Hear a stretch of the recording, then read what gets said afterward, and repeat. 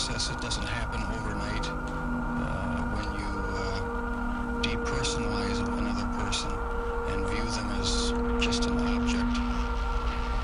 object for pleasure instead of a living, breathing human being, seems to make it easier to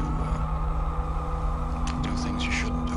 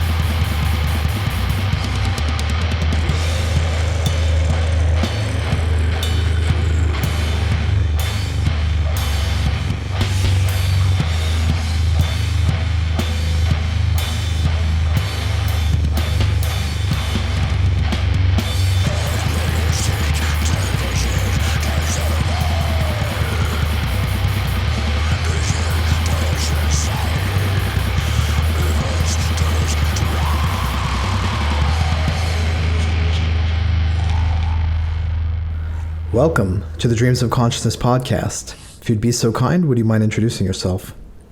Hey, it's Mike Abominator, aka MJS from Ruin. Thanks for having me on. And Mike Abominator, how would you describe the music of Ruin? What is Ruin? Just total fucking heavy death metal, man. Plain and simple, straightforward, barbaric, just heavy death. Would you describe Ruin as an old school death metal band or a brutal death metal band or anything like that? Or are you happy just calling it? Yeah, it's more of an old school death metal band. We're all old farts, especially me. Been around forever, and that's what the original, formation of the band back in the early 90s, that's the era it came from. So, we consider that the golden era of death metal. So that's basically, we haven't changed much since then. And since we're all old farts that are really stuck with that sound, you can definitely call us old school death metal for sure. So let's talk about that era. You actually put out your demo in 1991. Are you the only remaining member from that period? Yes. Yeah, I actually founded the band with my buddy Robert. Robert is also Phobic One from Neuro One Records.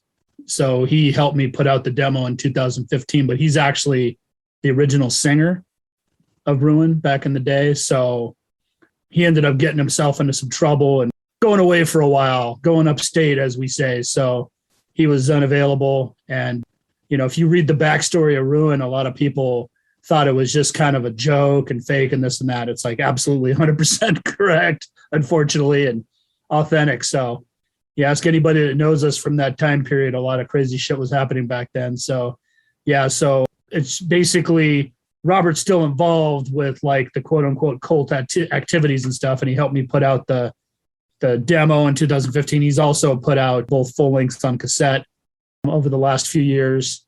Drawn in Blood and Human Annihilation. So he's a huge part of it. He helps me out a lot too with advice and whatnot, because he's been a great friend of mine for many years, definitely one of my best friends. So he's got different stuff going on now and focused on different things once he got his life on the straight and narrow after getting into trouble and whatnot. And he had no desire to be a vocalist in a death metal band, come 2015. So it was kind of like, well, I'll just take over those duties too, on top of playing guitar, and, and that's how we kind of kick things off from there. But yeah, the other members, one guy's dead now from back then. Another guy, we don't know what happened to him. He kind of just disappeared. And then we had a couple other guys. I know one of the other guys is still around, our drummer. He's been in a bunch of punk bands over the years and stuff, and I still run into him. He's a great dude, good friend. And then there was another guy that went to asylum, and he got out, and we don't know what happened to him either. He kind of disappeared off the face of the earth. So there wasn't anybody left, and I don't think any of those guys really had any desire to play death metal at this point, all these years later. So it's kind of like Robert and I were the only ones that were really interested in the heavy shit. So, and Robert didn't want to do vocals, but he's like, hey, I'll help you put the demo out. And I was like, yeah, fuck it, absolutely, let's do this. So technically I'm the only original member left, even though Robert's a big part of our family, so to speak. Now, heading into that first demo, can you tell me a little bit about what that time period was like for you guys and how involved you were in the scene and what the scene was like around you? Yeah, Robert and I were like hardcore tape traders back then. And, I was doing a fanzine with my buddy. We did Extinction of God fanzine. It was actually my buddy Bart's fanzine, but I helped him out. And we were writing to everybody. And between the three of us, as far as Southern California goes, we probably had the craziest demo tape collection and record collections for a lot of the people back then. We pretty much wrote to everybody. We tried to get every demo we could. Plus we had Wild Rags Records over here in LA and the legendary Richard C. And I worked there for a bit as well myself. So I had a lot of access to a lot of demos and shirts and albums, import albums that weren't available a lot of places. So we just, totally engulfed ourselves into the death metal underground back then. Once it really took off and started getting demos from all over the world and talking to a lot of these maniacs over the phone from Japan and Norway and Sweden and South America, and even the East Coast of New York and Philly and stuff like that, in Florida, Chicago, wherever there was heavy bands, we just wanted to connect with them and, trading demo tapes, videotapes, starting writing to fanzine people, and just really, like I said, just engulfed ourselves in all this madness. And as far as, still to this day, the heavy death metal and the crazy grindcore of that era is probably the most ripping extreme music you can ever imagine, to our ears, even now, that era. So we just really got deeply into it. And, once Morbid Angel and Napalm Death and Carcass and Bolt Thrower started touring, and we got to see that live, and even some of the local bands, Sadistic Intent and Demolition and Entity and Excruciating Terror, we had a crazy scene here. So not only did we get to hang out with some of these guys and come up with them, but, the big touring bands that were passing through, and then later on Entombed and Unleashed and, Pungent Stench and, of course, Deicide and, all these bands started coming through, Goraphobia, Immolation, and it was just like, fuck, we were obsessed at that point. And Autopsy, obviously, like they're definitely one of the best ever, and Paradise Lost, to the old stuff when they were heavy duty. So we just really got obsessed with that stuff. And we were so obsessed that, come 1990, 1991, we started getting more serious about wanting to play that, actually being a band that would play that type of stuff. And then, once those demos started coming over here from Finland and Sweden and even on the East Coast, Mortician and stuff like that, we're just like, all right, Crematory, like, yeah, this is what we want to do. This is exactly what we want to do. And that's what, the sound of Ruin back then is not far removed. I think we're probably, the talent in the band is a lot better now, because we were just dumb kids back then, throwing together some super basic stuff. We're basic now, but there's actually some thought and talent with this stuff, 2015 moving forward. back then it was just all about down tuning and playing as heavy and fucking as fast as possible at times. And then sometimes really fucking slow and crushing. So, we just wanted to be influenced by it, emulate, our idols that were releasing some of the heaviest music ever heard. And that's basically what we set out to do. At the time that you're talking about, the scene in California was more known for the thrash metal bands, what was going on around the Bay Area, and bands like, of course, Slayer and Dark Angel in Southern California. In terms of death metal, who are your peers? Who were the bands that you guys were playing with? Well, initially, Ruin really sadly never made it out of the rehearsal room, out of the jam space and the garage. I later started, later on, I ended up joining Phobia and jamming with some other friends and whatnot, and then forming Gasp later on, which is one of my other bands, doing some heavy stuff, and then later some more experimental stuff. But it was a little bit different. Those scenes were a little bit different than the straight up death metal scene. But a lot of the shows we were going to back then locally were bands like I'm talking about. One of the first ones we saw was, Sadistic Intent and Demolition used to gig around together quite a bit. We go check them out. And then we had Nausea. Oscar Garcia's band, right? Yeah, that's Oscar Garcia's band. Sadly, I was too young to check out Terrorizer. I know me and my buddies were trying to go see him a couple times, and that was before we even had access to cars and all that kind of stuff. We were way too young. So we had seen the flyers around and heard they were pretty awesome, pretty crazy stuff. But I never got a chance to see him, sadly. But I did see Nausea back then, and they did a lot of Terrorizer stuff. And, now Oscar, does his Terrorizer thing as well, along with Nausea. But we had Entity, Excruciating Terror, like I said, those bands. It was a pretty healthy scene, back then, especially after the death metal boom hit in like 93, 94. There was a lot going on with that, where there was constant, international bands and national bands touring, all those legendary death metal bands putting out all those records and stuff, and they would always pass through LA. So we would definitely go check out those shows. But yeah, sadly, Ruin never played live back then. The first Ruin show wasn't until 2015. Now, the personal problems that you described earlier on, is that the reason why Ruin went on hiatus after that demo came out? Yeah, pretty much. I mean, it's like the party lifestyle, some gang stuff, and drugs, crime, other stupid shit just kind of started surrounding the band, and everything just kind of fell apart, and everybody went their separate ways in that sense. Incarcerations, institutionalized, whatever, all that stuff started popping up with these guys. And I mean, I was getting into a shitload of trouble myself, and I ended up going to jail here and there myself, just, being a maniac. And that was the lifestyle back then. Looking back, I just shake my head like, fuck, man, I'm just lucky to be here, but the focus wasn't there. I was definitely, once I kind of got my head on a little straighter, I started focusing on music a little bit more to keep me out of trouble. And then that's where later on I was able to do more stuff with Gasp and, some of the other bands I've been in later on.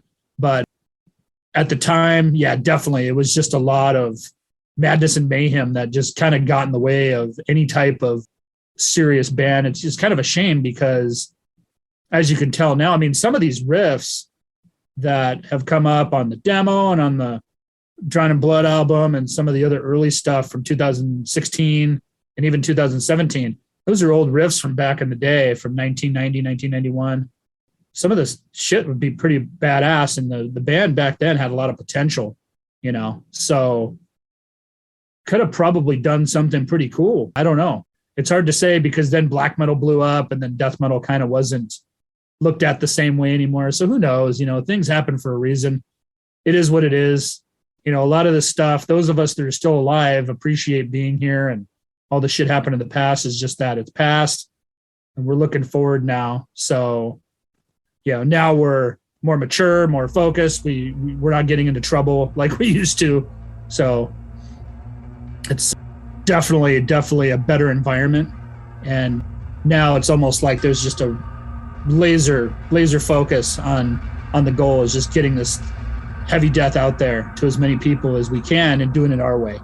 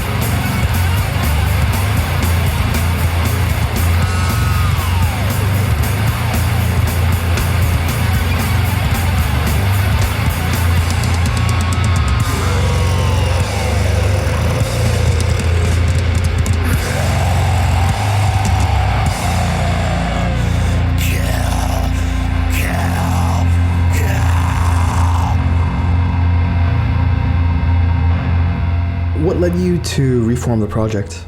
Well, I was going back to 2014. I was singing for the band Gravehill, and I love those guys and I love being in the band and whatnot, but I really wanted to do something straight, down-tuned, heavy death. And I also shared the band with everybody in a sense, and I kind of became like a czar, and I wanted to have complete control of everything, and I didn't want to be an asshole and try to do that with Gravehill. And I decided, like, okay, well, I could start another band and just kind of have the control and write everything and really focus on that. And then the other thing too is that I really didn't want to be out on the road as much anymore, and the guys in Gravehill really were still road warriors in that sense, and they wanted to tour and do a lot of stuff in that area. So I just, rather stay in my own area. I don't have a problem with going out and playing outside of Southern California and whatnot. Don't get me wrong, but I definitely didn't want to be out on the road for months and weeks, even more than a few days. It was just like, yeah, I'm just burned out on it. So I didn't want to get in the way of any of that stuff. So I stepped aside from Gravehill eventually come 2015 and wanted to have my 100% focus on Ruin, and actually I kind of fucked around with a couple of names and was going to call it this and that. And then I was just like, you know what? Ruin's a killer name. And it's, it's my band from back in the day. And I was kind of talking to Robert about it, and he was all about it. He's like, yeah. He's all like, I don't want to be the singer again, but I'll help you out in any way I can. He's like, I've been wanting to start a label, so maybe I can put out something for you, and that's when the whole ball started rolling at that point. And it just kind of went from there. It was just one of those things. It was like, this is my baby. And I kind of wanted that complete control. And that's another reason why I don't really work with a whole hell of a lot of people anymore. It's just because I guess I'm a control freak now.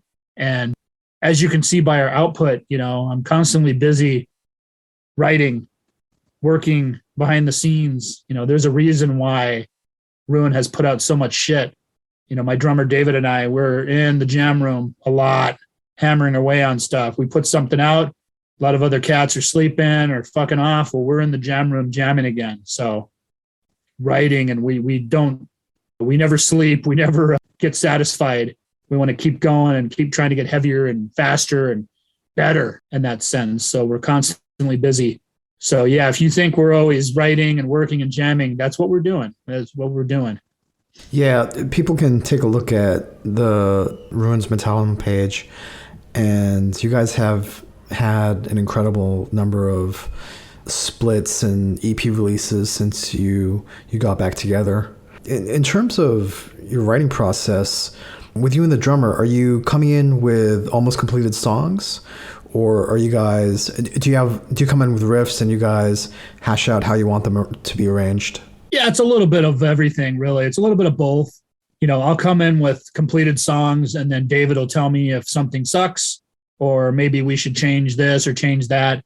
And Ruin's pretty much obviously simplistic. So it's like a lot of my riffs all fucking sound the same. And sometimes we got to do some rearranging to try to get them to set apart a little bit, because I kind of write stuff on that quote unquote, the devil's key, right? Those same 4 riffs up at the top of the frets on the guitar. So, and I'm not necessarily a real musician either, but I know how to write songs and I know how to play heavy shit. So that's all that matters. It's kind of like, and in reality, David's not even a natural drummer. He's a guitar player. So he just picked up the drums because he needed therapy so he won't go to prison for beating someone to death, So he could just beat on his drum set and get his anger issues out. So, and he made his bones in the black metal scene in LA, just blasting away. So he's perfect. He's just a total fucking barbarian. Like I call him El Hellhammer. He just fucking bashes away like the hammers of hell. And now he's my crime partner. He's my right-hand man as far as the songwriting process goes. And a lot of the attitude about, he'll tell me, yeah, this doesn't sound like Ruin. We need to change this up. It sounds a little happy, or it sounds a little this or that. We need to be, there's certain things. Yeah, there's room for melody and harmony here and there, whatever, and some breaks. But he'll tell me if something, and I'll say the same thing to him, that drum beat doesn't work for this. And sometimes, you envision something at the house or in your jam room by yourself and you're jamming it out. It sounds killer. And then you play it with, your other members or your other member, and it sounds like shit. So you have to change something up about it, or just change the riff altogether, change the notes, the frets, whatever, make it sound better. Sometimes I'll come in with a whole song and it's totally off. So we'll just ditch it and work on another one. That's rare though. Most of the time I know the sound, David knows the sound. So we hammer it out. We've been doing this for, besides Ruin, I mean, we've both been in the scene and playing music for a very long time, especially me. Like I said, I'm an old fart now. So I've been doing this a long time. So I'm not good at a lot of things, but I'm good at playing fucking heavy music. So about 80% of the stuff is ready to go. But yeah, we spent some time in there. We're in the dungeon, in the basement, and we're jamming away. And, sometimes the other guys will also come in. But recently, especially because of the pandemic and whatnot, we haven't really jammed as a full 5-piece in quite a while. I mean, we literally took like a whole year away from jamming as a 5-piece, maybe even more. And then recently we got back together as a 5-piece because we played a show finally. It was a tribute to our friend Adrian, who had passed away last year. And so we had a kind of a memorial show for him back in June.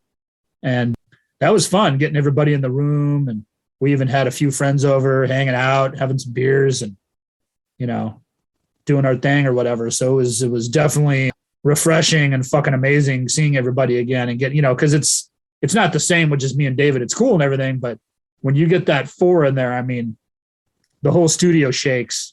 I mean, you know what Ruin sounds like. When we're in there, we got the fucking amps cranked.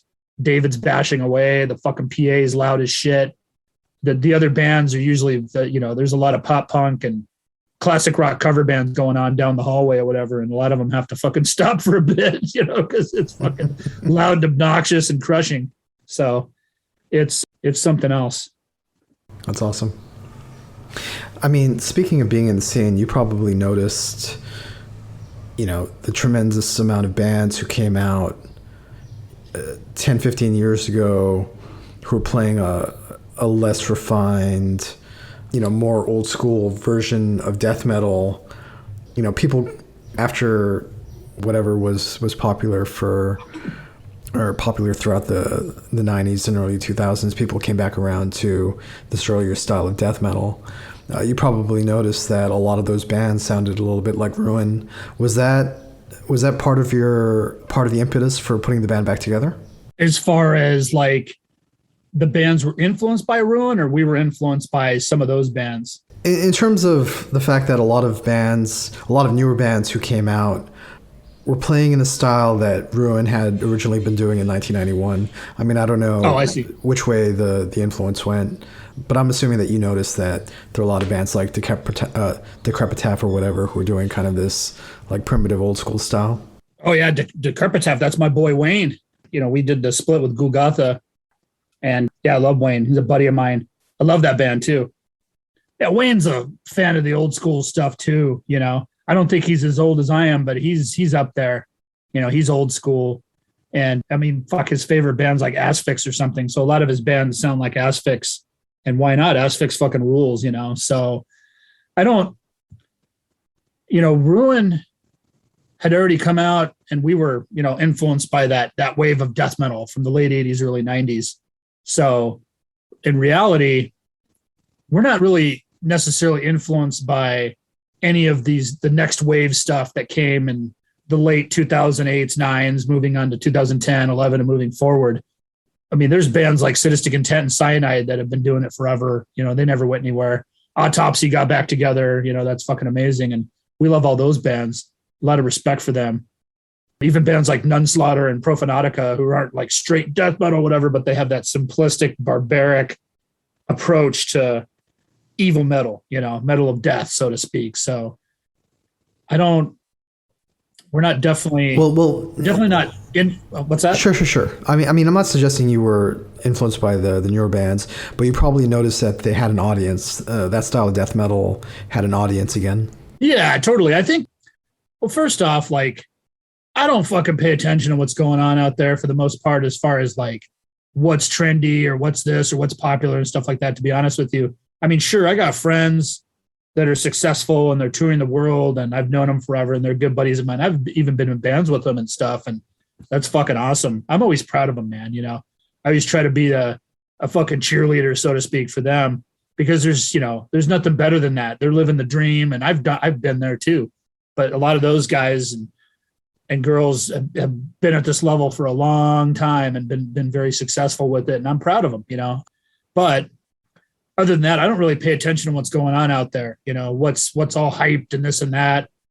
If I do, it's only because people point it out, and a lot of people are complaining about it, and I just don't even know what the fuck they're talking about. But this was going to happen one way or another, as far as Ruin, no matter how popular stuff was or what was making a comeback.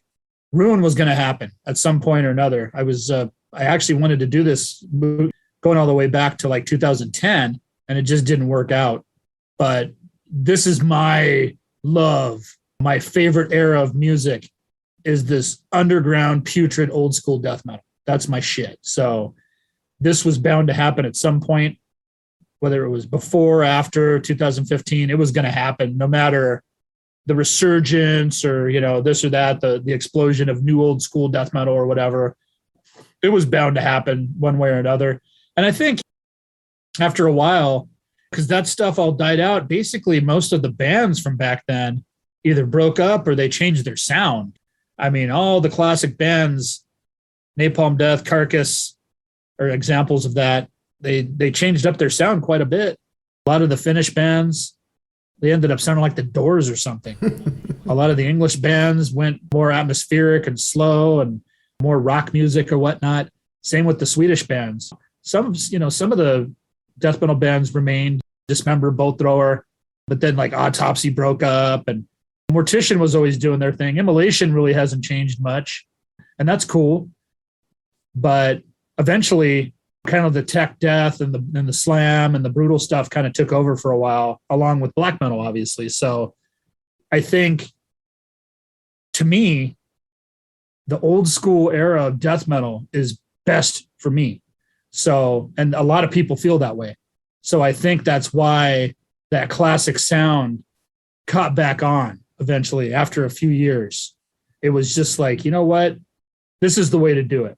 And, you had that explosion of the chainsaw and tuned guitar sound, the HM2 stuff.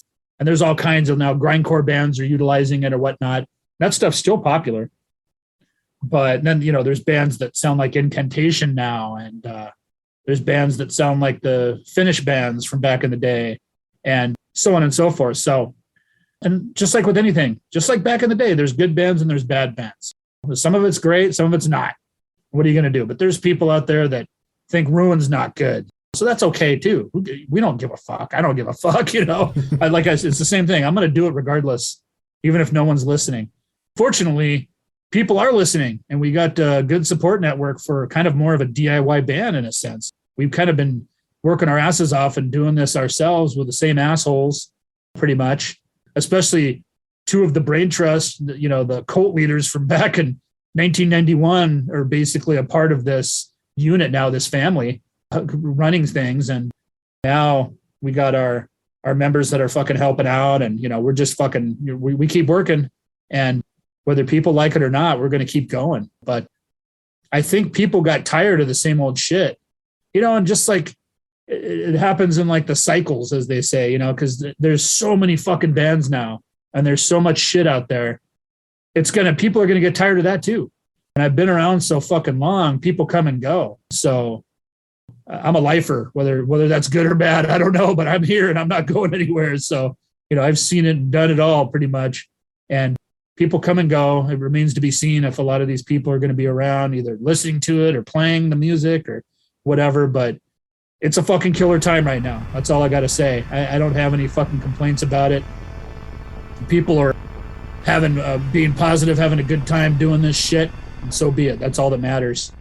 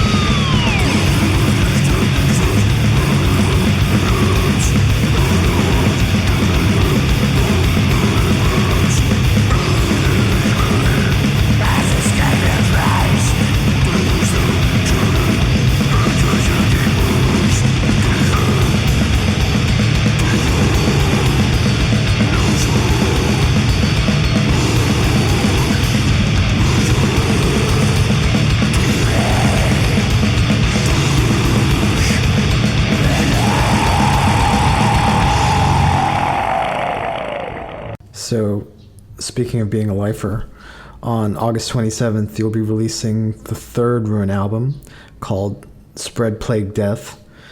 Can you tell me a little bit about the album and what you guys were, what your intentions were heading into this? Yeah, Spread Plague Death will be out August 27th, right? Nameless Grave is doing the vinyl. And well, tell me a little bit about the writing first. Tell me a little bit about the writing process for the album and how you'd compare it to the previous two albums. All right. Well, yeah, the writing process is pretty much the same thing. I mean, it was a little bit more challenging this time around because of the pandemic. So we had a lull in cases at one point because we did remain apart for a number of months. And even just David and I, we didn't jam for 90 days. And then at one point we were going to start jamming again. And then there was the protests that were happening over the summer. So our jam studios in Anaheim, not too far from Disneyland, actually, ironically enough. And there was some protests going on there. So Anaheim had a curfew and shut down the city at like 8:00, and they were going to arrest people that were out. So we couldn't even jam at that point. So then that only took place for about a week, thankfully. Everything calmed down and things got back to normal down there. So we finally started jamming and, kind of prepping songs for Spread Plague Death. And the writing process pretty much is the same as always. And a lot of these songs I've already kind of had demos of at my home studio, so to speak. And I was just working it out or whatever. I pretty much had all the arrangements good to go. I just had to show them to David. And we had actually been jamming on some of it prior to the shutdown back in like March of 2020. So, and then the shutdown happened. Obviously, we had to take some time away. And we also had a split with Rotting Grave that we had to prepare for and get ready. And that had to be put on hold too. So we got the split out, thankfully, really quickly. And then we were able to focus on Spread Plague Death. So we did a lot of the jam sessions, just him and I. And then we went down to Corona. Our friend John Haddad at Trench Studios, we did the drum tracking there. And we had to do it in 2 sessions. So because there's actually, if you look at it, this is a longer album than Drown in Blood and Human Annihilation. I think Drown in Blood's like 36 minutes and something. And then Human Annihilation's only like 30 minutes. So this one's more like 48 or, almost 50 minutes. So it's a little bit more bloated, so to speak. The corpse is more bloated. So it was challenging. And Chris has our guitar player, Bricks, has a home studio. We call it Church of Sacrifice. And so we hammered out the guitar tracking, the bass and stuff. And we had to come in shifts and do our thing, Rob and Steve and whatnot. And then obviously the vocals. We didn't really set out writing wise. I'll jump back to writing really quick because I think you asked that in the initial question. Ruin it's just like fucking AC/DC, man. We're not trying to reinvent the wheel or whatever. We're just trying to write some fucking riffs and bash out some heavy shit. We're trying to be the heaviest, filthiest band of all time in that sense. So we're trying to write some really repugnant fucking music that makes you want to puke and take a shower. So it's going to be the same fucking thing. So it's basically the same way we wrote in 2015 is pretty much the same fucking way we're writing now. There's been different jam spaces, different studios, different people helping at certain times. John's pretty much been there with us a lot. And Chris has been here with us for quite a bit. So the process is like fucking super similar this whole fucking time since 2015. And we just get it done.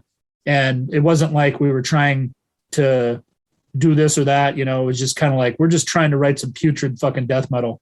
And I think it turned out just like it always turns out, it's the same shit. I think the production on this and Spread Plague Death is probably a little bit more vast and open and maybe a quote unquote better, you don't really use the term better with Ruin, but I think it's a little bit more expanded. We put some more effort into the sound as far as fucking with really ugly guitar sounds and whatnot. And then maybe trying to have, more of like our live sound, which we always felt was a little more crushing and heavy.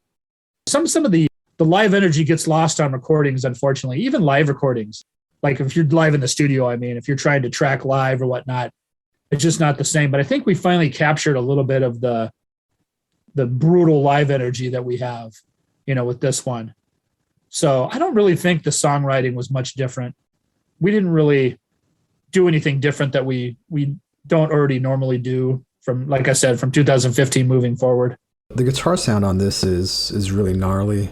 I don't know if you guys have been messing with your tones since the last album, but it really sounded just kind of like cavernous and soul crushing, soul devouring. Oh, that's cool, man. Yeah, that's fucking glad you like it. That's what we set out to do, is devour souls, So I think Ruin has always been disgusting. I mean, if you listen to some of the production is just complete shit, and it's on purpose, I mean, there's times that it sounds like it's recorded on a 4-track in a toilet, and that's what we sent out to do. So I think with Drown in Blood, we had a little bit on Drown in Blood and Human Annihilation.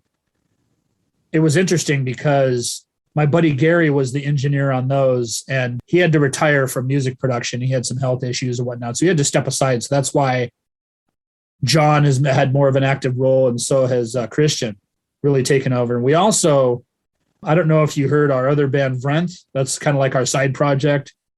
We did the Baptism Death that was released late last year, so I think it was released late 2020, and then didn't start really getting some traction until early 2021. So we used Dan at Mammoth Mastering on that one, and I really loved how that came out. And Chris, who's the leader of Vrenth, he's the main songwriter, and it's kind of his baby. He messed with the guitar sounds a little bit at the Church of Sacrifice studio, and I liked what he was coming up with. Now Vrenth is a little bit more expansive and has a little bit more atmosphere in a different way, and is more dynamic and also melodic too. It is faster, but whereas Ruin is just more dismal and fucking putrid and disgusting. So I was just kind of like, I don't want to sound like Vrenth, but whatever you were doing with the guitars on that record, I kind of want to do something similar on this, just kind of flip the switch over to the other side. Instead of having clarity, I want to have mud and dirt. It sounds like it's coming out of a fucking grave or a sewer, And he's like, yeah, absolutely. So we fucked with different tones and whatnot. I mean, I think we sat there for about an hour or so, just kind of drinking beer, and he was just fucking with tones. We had the guitar cab in the garage, and then we were in the control room in the side room, and we were just fucking with the settings and trying to get that same scooped mid, heavy low, high highs, on the guitars basically. And it sounds just like you said, soul crushing, soul devouring. That's what we were trying to go for, because that was one thing that I think was lacking on both Drown in Blood and Human Annihilation. I think those albums are heavy, and I think they're fucking sickening sounding, but the guitars weren't to my liking looking back on it. I'm definitely not one of those assholes going to be, I'm going to redo those. I'm going to fucking re-record those and put it out again. I think that's fucking horrible to me, but it is what it is. They're done. It's some heavy duty shit or whatever. But with this one, I wanted a real fucking specific, disgusting, putrid, heavy guitar sound. And I think we got it. I think we finally dialed it in. I think one of the better guitar sounds we ever had was the demo in 2015, Spread Plague Hell. And I kind of told Chris, I was like, I kind of want to go back to that time, that era and of that guitar sound, and spend more time on it instead of just plugging into the 5150 and turning the mids down and, just turning everything up or whatever. Focus some time on it a little bit. It's not like we're ever going to be some sort of progressive band or anything, but we definitely wanted to create a atmosphere where every instrument, every vocal line, every sample was fucking spewing out of the speaker, and there was some fucking weird thing that was going to fucking strangle you and fucking kill you.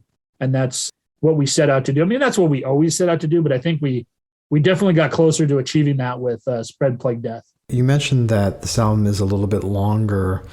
Breaking up the album is a few few ambient interludes and some soundscapes. Can you tell me about that part of the album and the two guys that you brought in to assist with that?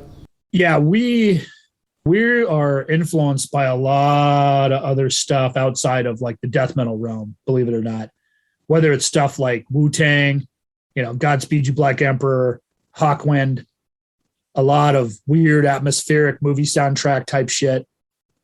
I still listen to the Silence of the Lambs soundtrack constantly, Howard Shore, and even John Williams, the Star Wars guy. I mean, some of that stuff is just so fucking amazing. And I have a library of samples and ideas and loops and links and just concepts and movies that I don't think most people probably don't have. So we have a lot of access to a lot of sounds. And I was kind of influenced by even going back to 2015 to the way RZA used to put together the Wu-Tang albums and the solo albums that the other MCs did, where he said, he's trying to create movies each time. And a lot of the soundscapes and samples are very meticulous. And they might sound simple and might sound like they were just thrown in there, but they're not. If you compare a lot of their sound bites to a lot of other stuff, it just really runs smooth, just like a movie.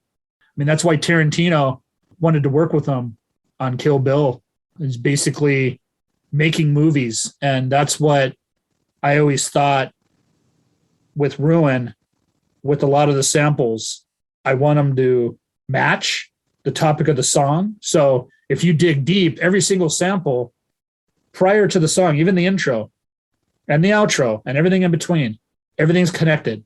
And the intro matches the first song, even though the intro kind of is a combo where it kind of floats above the whole album. But it also has to match the first song. And then moving forward, every sample in between basically is an intro to each song. And it's meticulous. It fits perfectly.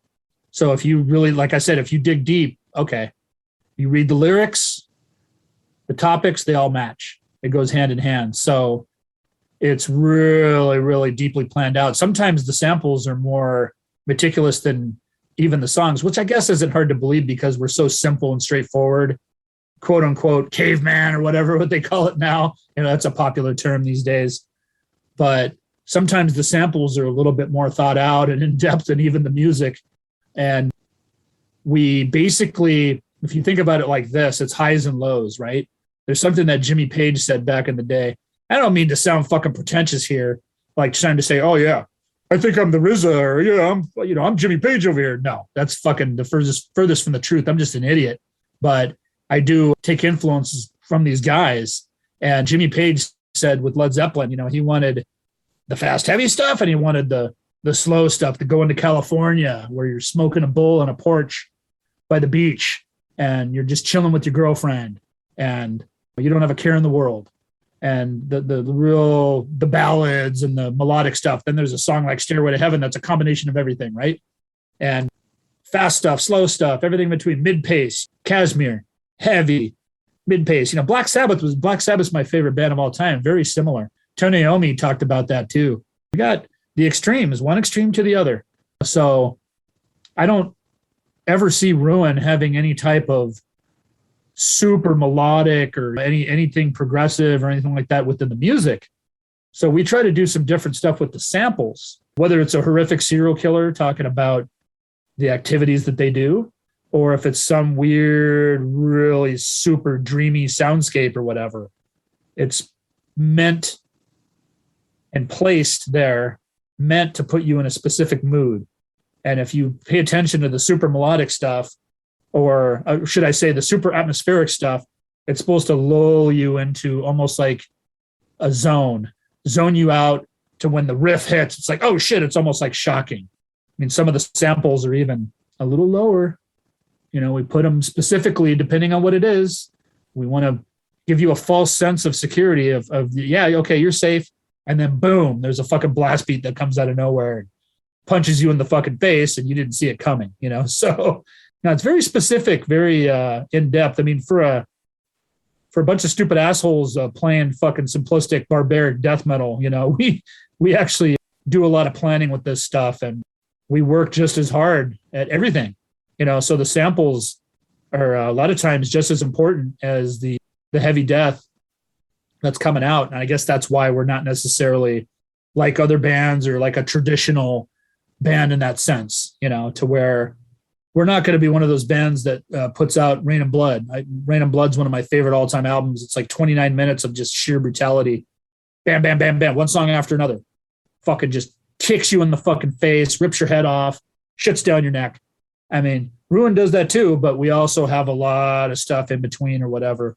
And, people seem to dig it. They seem to appreciate it. Like I said, I don't give a fuck if they do or they don't. I appreciate the fact that they dig it, but it's going to happen either way.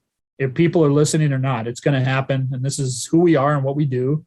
And we fucking, we put a lot of planning and effort into everything that we do. And that includes the soundscapes and the samples and everything, so they're very important part of the band. Can you tell me about the guys who you brought in to assist with the soundscapes? Oh yeah. It's my, so Scott Martin is one of my best friends, a great guy, good buddy of mine I've known forever. And he's also in Gasp with me now, which is one of my other bands. And Gasp is a more like psychedelic hardcore band. We call it psych violence, which is like psychedelic power violence or whatever. And Scott plays guitar with me in that band. And he also does a lot of scoring and stuff on the side music wise. He's got a home studio or whatever. And he's a genius musician. So it was a no-brainer having him work on some stuff with me. And actually, I think I only used one of his pieces.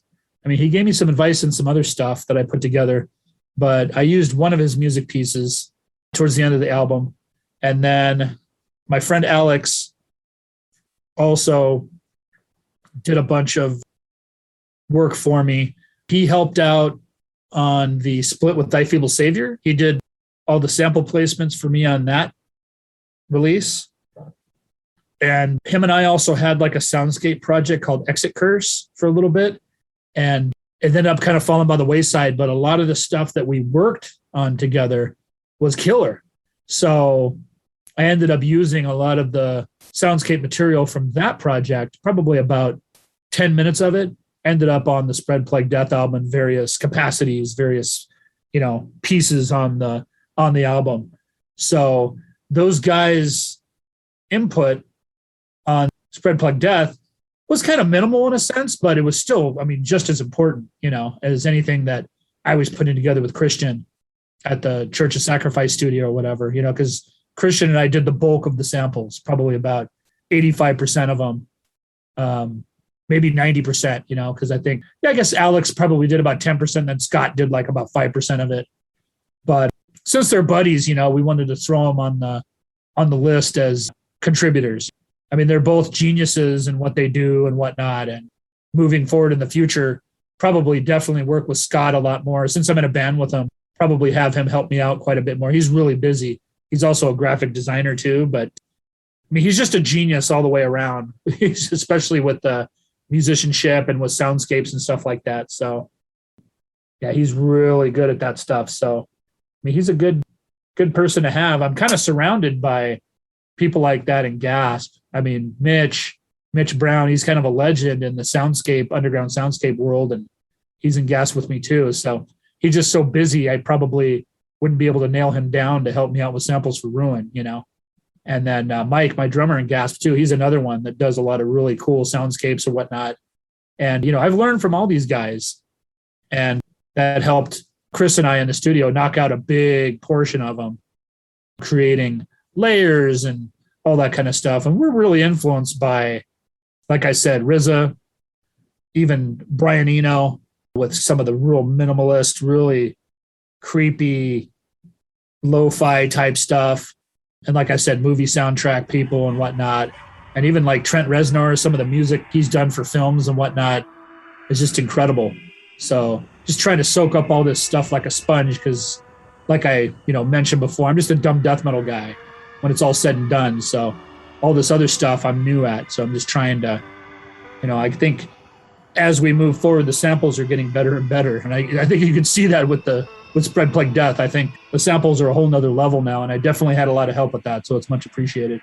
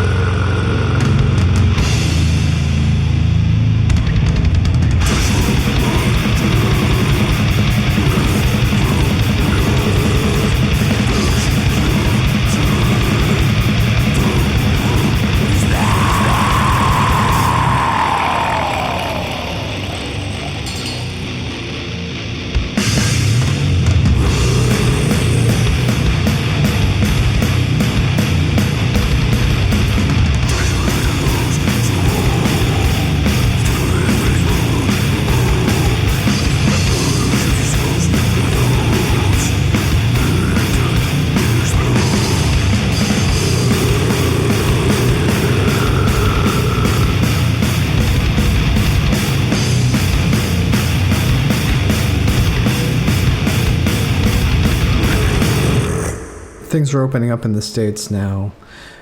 Do you guys have any plans to play shows or do an album release or anything like that? Yeah, we already did that one show in June. We have a show in San Diego at the end of August.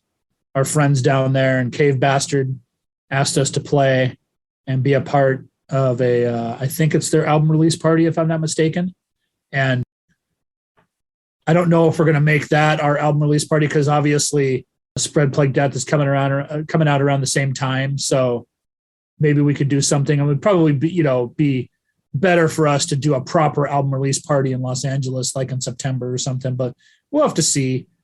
And I know there's a couple other touring bands passing through that we've been asked. I can't really bring it up just yet because it's not official, it hasn't been announced, but some of the bigger bands, newer era bigger bands that have been making noise over the last few years are going to be coming through, and we got asked to play those shows. So looks like we're going to be able to do those. One of them is in December, and I think the other one's in November. So we're not in a huge hurry to go out there and just start playing everything all of a sudden, just because things are opening up, especially with that new variant of the virus popping up. I'd like to see, we're all vaccinated, so it's still risky. You can still carry it, I guess, in that sense. Who knows, man? It's still the big unknown with this in a lot of ways. But yeah, things are opening up, and I know that we want to try to get out to Chicago in March and play with our friends in Cardiac Arrest and Molder and maybe some other bands out that way. I've been talking to a promoter out there, so it's a ways off, but we're in talks with that. I'll have to see how that comes together.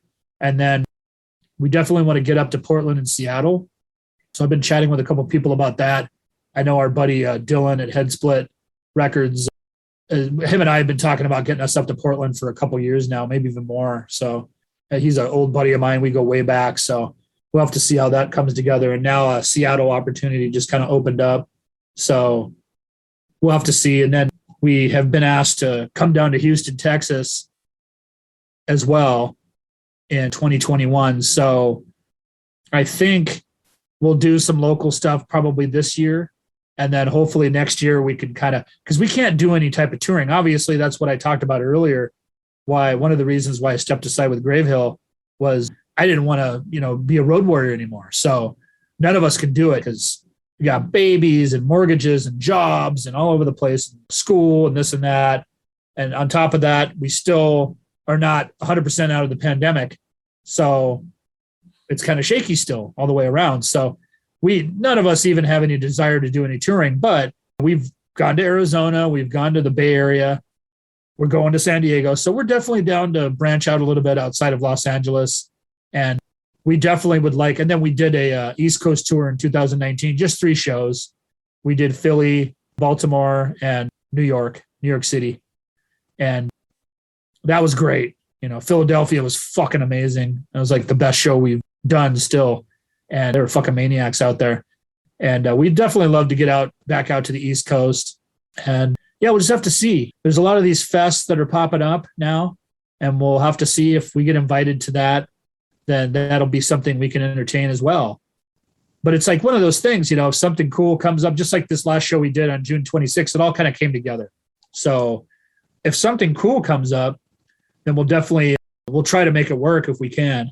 I mean, we do, now that things are open up too, there's a lot of local promoters have been asking us or whatever, but we have, Rob lives up north now in Northern California. So it's, we got to get him down here and that, so it's not just so easy just to go play a show anymore. And we also don't want to wear out our fucking welcome. I mean, I think in 2018, 2019, we were playing quite a bit. At one point we were playing every fucking show at this bar in downtown LA that every band that passed through, everybody from I Hate God to Exhumed to Ripakulu to Convulse, we played every show. And it was all sellouts. It was all fucking great response. Sold a lot of merch, had a great time.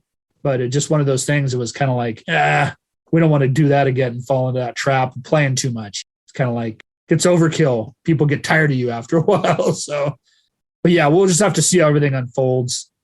We got no plans to tour, like I said, but we're definitely going to be playing some local shows, and we'll fly out for like a weekend assault, as I like to call them. We'll fly Pacific Northwest, Texas, East Coast, Chicago, something like that. We'll do something like that. And we're in the planning stages. I mean, we'll let everybody know on all the social media sites and whatnot, what's going on with all that. Now, Ruin always seems to have a bunch of splits in progress. Do you guys have any split releases or EPs that you're planning on releasing later on in the year or early 2022? Well, my David basically threw up his hands and said, all right, we got to chill out, man. We got to relax on all these fucking releases. What are we doing? So a lot of it is, we do a lot of special homemade death metal cult releases and special limited edition things that we put out through our Bandcamp or whatnot. We got a lot of maniacs that are all into that stuff. So the Metal Archives and Discogs doesn't even cover 100% of the releases that we have out there. I can't even fucking keep track of them anymore. So I gave up a couple years ago. I just enjoyed doing it, making homemade stuff and doing homemade packages and whatnot for a lot of the close friends. And, I always say, hey, you're part of the cult, so this is what you're getting. So he kind of, actually the whole band were kind of like, hey man, we should chill out on the splits a little bit, some of these things. So as of right now, we do have a couple of splits that we're in the talking stages. And I think I did confirm one of them, but I'm not going to announce it. I'm not going to talk about it just yet. It hasn't been announced by the label. It's just a, small split 7-inch type thing, total underground release. And then there might be a couple other things in 2022 on that front, but we really, really put all our energy, time and effort and money into Spread Plague Death. So we want to really focus on that right now and push it. And we want to continue to push it and just work off the back of that album for now. And believe it or not, Ruin might even chill out on some of the releases for the first time in a while and kind of just focus on that. We do have a special release that also hasn't been announced. That's actually been in the planning stages for a bit. And I won't mention exactly what it is just yet, but it's going to be a special EP that is recorded like live in the studio. And it's going to be different in the sense where it'll probably have live samples, but it's not going to have like interludes between every single song. It's going to be recorded live with some friends there, fucking going crazy. All new songs, 6 new songs. And there's going to be a special tape edition put out by my friend who runs a label and a magazine. And then I got a friend in Sweden that's going to put out the vinyl when everything gets put together. I already have the art done and I'm working on the layout as we speak, kind of like in my downtime from the Spread Plague Death stuff. Because obviously you got a, Earsplit got a hold of you and they've been doing a killer job. Dave Brenner and the team have been doing a killer job working with us and getting us out there. So, and that's why we're talking now. So been pretty busy with that. But, when I got a couple hours of downtime, I'm trying to get that layout done and get that situated. I still need to record for that because we decided to take a little break after rehearsing for the show on June 26th that passed. So we'll probably start jamming again next week or the week after and start demoing those songs, getting them really, really, really tight. And then we can do the same thing, probably track the drums at Trench, get the rest of the guys over at Church of Sacrifice and get the instruments going. I'll do the vocals and then we'll get it mixed up and we'll use the same team that we use on Spread Plague Death. But that release probably isn't coming out till sometime in 2022, probably February, March, somewhere around there. And then, yeah, you'll see a lot less activity from Ruin. We're trying to calm down a little bit, not put out so much shit. But I have been saying that since 2015. Oh, I don't want to do too much or whatever. Next thing you know, there's 40 splits out there. So we'll have to see how it goes. I got so much material, man. So there's still a lot of stuff to put out. So unfortunately, for those of you that don't like it, you're fucked. Your ears are going to be bleeding. Your soul's going to be destroyed and tortured, as you said. And then you're definitely going to need a fucking shower because we're not going anywhere. Excellent. So Spread Plague Death will be coming out on August 27th, 2021. Mike, tell people how they can order the album and what the different formats they'll be able to find the album on. Yeah, Spread Plague Death will be out August 27th. And Nameless Grave Records is doing the LP. Goat Throne Records is doing the CD. And Nero One Records and Death Metal Cult are doing the cassette tape in conjunction together. So everything's connected through our Bandcamp, which is the deathmetalcult.bandcamp.com. And you can pre-order the Spread Plague Death now. So I believe there's a variant or two that's already sold out. We had a special cassette tape edition with a leather-bound holder. It's going to be fucking insane. I was looking at we already got the prototype back in June, and it was just the example, and it was fucking mind-blowing. And it's basically like burnt and etched leather, so the logo is burnt in there. Yeah, it's going to be really cool. We're doing some special surprises for everybody. But we only made like 20 of those things, so they went pretty quick. And then we have like a Obi Strip version, limited edition Obi Strip. I forget how many of those there are, but I think there's a couple of those left. And then there's the traditional version. And there's different color variants. For, Nero One does one color, and then Death Metal Cult does the other. You have to check it on the Bandcamp. I already forgot what is what. But yeah, the LP, the CD, and both variants of the cassette tapes are up there. And the digital, obviously. See, Ornaments of Flesh was the first single release a week or so ago. And then Slow Degradation just got released on Decibel Mag today with the premiere. And then tomorrow, we're going to release the song for streaming on the Bandcamp for everybody. And then there's a special video that was made for Slow Degradation as well. So yeah, if you like serial killer horror movies, you'll like the video. It's pretty badass. And my buddy Doug made the video. So yeah, we've been fucking working hard with this stuff, getting this stuff ready. And we think it's a special album, It's fucking heavy duty, it's putrid, it's sickening. It's still Ruin, but it is a little bit different. It's a little bit more expansive. And the production definitely does us a little bit more justice. But yeah, order that shit now. I'm not trying to blow smoke up people's asses. Our stuff sells out. And when it does, it's gone. I don't know what the plans are for represses and stuff like that. The pre-sales have been going killer. So like I said, we already have a variant or two that's sold out. I know that Brandon at Nameless Graves said the LP's selling killer, and Aaron, even, CDs don't really sell like they used to, but Aaron said the CDs are selling killer too. So you want to make sure you get a copy. And Robert and I saw the tape sales too, and they've been selling killer too. So we don't, it's hard to say about represses and all this kind of stuff because all four of our labels are fucking small. We're all pretty much DIY, normal dudes doing this shit. We're not a major label that can do 15 variants and fucking do 3-4 represses or anything like that. No, it's not going to happen. So when a lot of this stuff's gone, it's gone. So you want to make sure you get that. Again, it's up at thedeathmetalcult.bandcamp.com. So go get those copies. So I should also mention that almost exactly a year ago, you guys put out a compilation, Plague Transmissions Volume 2, through HPGD. Do you want to say anything about that? Yeah, Mike Giuliano, man. That's my boy in Philly. I've known him. I don't remember when I met him, but, we've been buddies for a while. And we always hang out at Maryland Death Fest and both there. And we hung out in Philly when we played there. He's a great dude, killer label. And we just kind of,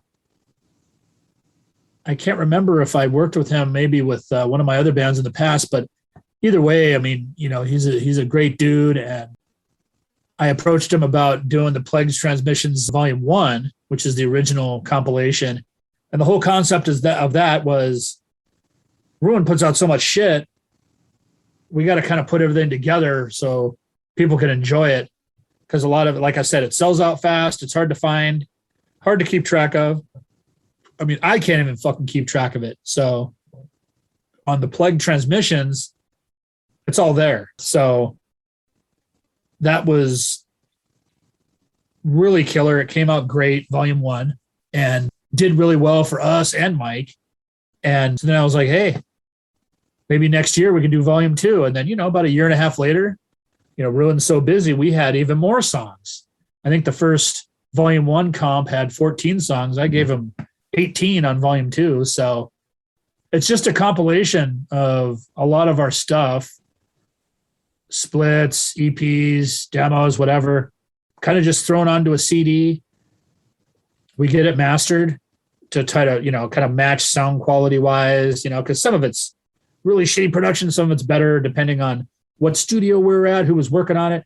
It is what it is, man. Fucking Ruin's disgusting. So at the end of the day, it all sounds the same. It's just kind of different sound levels or whatever. So we get it mastered specifically for the compilation to kind of like an album type play, to where it's just not it's not just a normal collection of songs. We want it to kind of flow just like an album would or whatever. And it ends up, flowing like that, thankfully. So, I think Volume 2 did even better than Volume 1. So that's a good thing, So yeah, we love working with Mike. We'll work with him again. We might have a Volume 3 at some point. Probably take a little bit longer because, like I said, we haven't been as busy. But I mean, that's why we were able to do 18 songs on Volume 2, because we were so fucking busy during that 2-year period. But yeah, we'll definitely work with Mike again. We love working with him. Fucking love you, Mike. And yeah, it's doing well. People dig it. We're kind of known for that now too. Some people prefer those compilations to the full lengths. So, and that's great. I don't give a fuck. Just buy it. Support us. I don't give a fuck what your favorite release is. There's some people that say, oh, the demo is the best thing. Everything else sucks. Or Drown in Blood's I kind of laugh at some of these online comments. Oh, Drown in Blood's the only good thing they ever did. Fuck or whatever. At least you like something. Out of the 50,000 releases we've done, at least you like one of them. That's all that matters. So yeah, some people fucking dig those comps because it's got everything on there of that time period. So yeah, they don't gotta fucking go hunt it down or whatever. We even had somebody approached us to do these comps on vinyl. I was like, fuck, are you out of your mind? You want to fucking throw your money away on something like that? Fuck, be my guest, man. Let's fucking do this. But yeah, now we'll have to see.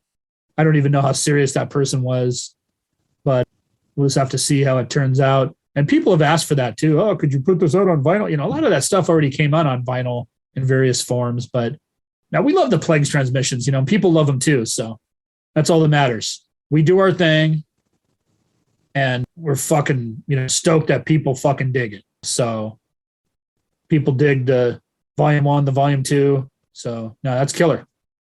So Mike, if people want to follow the cult online or join the cult, what's the best way for them to do that? Well, we really didn't have or don't have a huge online presence, although my buddy Jaime started up the Instagram and I'm also on there too, helping him run it or whatever.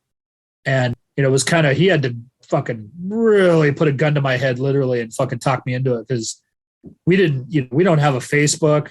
I have my Death Metal Cult Facebook and people get confused, that's part of the plan is try to confuse people and try to fuck with people's heads. People get all like, what's going on? Is this a band or a label or what, So the Death Metal Cult label has a Facebook, but it's, it's mostly Ruin stuff because that's what I put out is mostly just Ruin stuff. And it's mostly like the limited edition homemade collectible fucking packaging and shit like that. Limited edition of 10, shit like that, or even less than that sometimes. Sometimes I'll do 20 or 30, depending on what it is. But the Death Metal Cult Facebook is for the label, but you can contact us through there or whatever. I run that. And then Jaime and I do the Instagram, which is the Death Metal Cult, on Instagram or whatever.